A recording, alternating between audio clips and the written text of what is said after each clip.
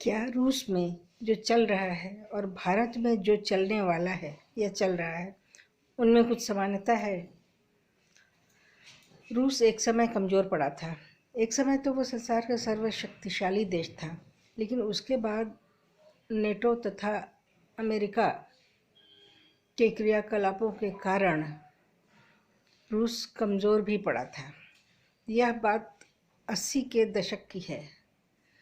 87 में जब Mikhail Gorbachev थे राष्ट्रपति, उसी समय से रूस की कमज़ोरियों की बात तथा मंदी की बात सामने आ रही थी।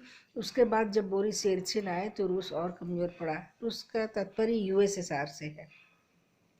उसके बाद उसका विखंडन उसी समय से शुरू हो गया और 91, 92, 93 आते आते उसके कई टुकड़े हो गए। लगभग 15 टुकड़े कटकर रूस से अलग हुए। तो देश का केंद्र जब कमज़ोर पड़ता है तो बहुत सारे राज्य अलग होने की मांग करने लगते हैं, छिटकना चाहते हैं। तो रूस में यही हुआ था। बहुत सारे उसके हिस्से वो छिटक करके अलग हो गए, यूएसएसआर से अलग हुए।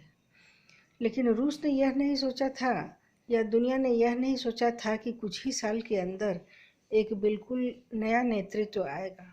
99 में ही नए नेतृत्व व्लादिमीर पुतिन का आगमन हुआ और आप समझिए कि व्लादिमीर पुतिन ने पिछले 20 सालों में अंदर ही अंदर क्या तैयारी की होगी और क्या विचारधारा उन्होंने बनाई होगी देश के अंदर, जो कि आज रूस इस प्रकार की कार्रवाई कर पा रहा है। यानी कि गंवाए हुए क्षेत्रफल को, गंवाए हुए क्षेत्रों को वो वापस लाने की कार्रवाई आज वो कर रहा है। कहने का मतलब कि केंद्रीय सत्ता जरूर मजबूत है। आज रूस की केंद्रीय सत्ता अवश्य मजबूत है, तभी तो वो गंवाए हुए राज्य वापस आने के क्रम में हैं। और जो नहीं आ रहे हैं वापस, जैसे कि यूक्रेन और तुर्कमेनिस्तान, तो आप यूक्रेन पर कार्रवाई देख रहे हैं। हो सकता है तुर्कमेनिस्तान का अगला नंबर हो। अब भारत के संदर्भ में देखें, भारत एक समय कमज़ोर पड़ा था। एक समय कांग्रेस के सत्ताधीश थे, यानी कि आज़ादी की लड़ाई के नाम पर जो भी था, कांग्रेस ही आगे आगे थी। तो कांग्रेस की जो विचारधारा थी वो चली। कमज़ोर पड़ गया था देश, गुलामी के कारण भी। तो उस समय देश विखंडित हुआ, देश टुकड़ों में टूटा। उसके बाद 62 में बहुत सारा भूभाग उत्तर का चीन ने युद्ध के बहाने ले लिया, तो देश टुकड़ों में टूटा। तो उस समय भी शायद किसी ने नहीं सोचा था कि एक मजबूत सशक्त नेतृत्व कभी आएगा। उस समय वैसा सशक्त नेतृत्व आया नहीं। और अब जबकि पिछले 7-8 साल से हम एक सशक्त नेतृत्व देख रहे हैं, तो फिर से ये कुलबुलाहट, ये सुगबुगाहट भारतीयों के अंदर ये चल रही है कि हमारा जो गया है भूभाग क्या वापस आएगा।